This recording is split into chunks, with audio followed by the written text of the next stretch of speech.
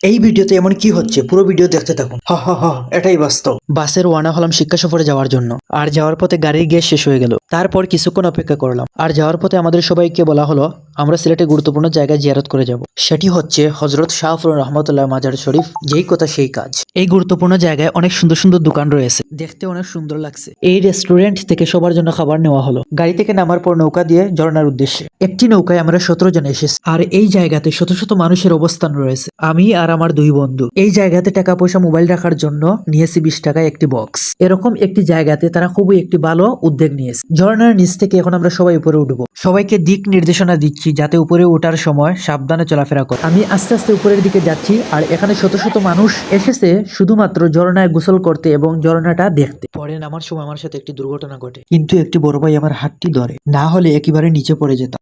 ধৈর্য সহকারে পুরো ভিডিওটি দেখতে থাকুন, অনেক মজা রয়েছে আরো সামনে। আবারও উপরে ওঠার সময় সেম কাজটা হয়েছে। এই ঝর্ণার উপরে ওঠা নিষেধ, তাই আর উপরে উঠলাম। সবার খাওয়ার ডাক পড়েছে, তাই দ্রুত চলে যাচ্ছি বাসে।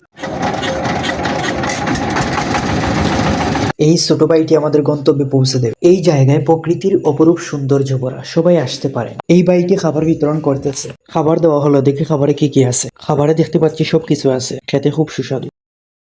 খাওয়া দাওয়া শেষ হওয়ার পর আবার ঘুরতে বের হলাম। আর এই জায়গাতে দেখতে পারলাম শক্তি পরীক্ষা হচ্ছে, তাই আমিও পরীক্ষা করলাম। পরবর্তীতে কোন ধরনের ভিডিও চান সবাই কমেন্ট করুন আর সাবস্ক্রাইব করে আমার পাশে থাকুন।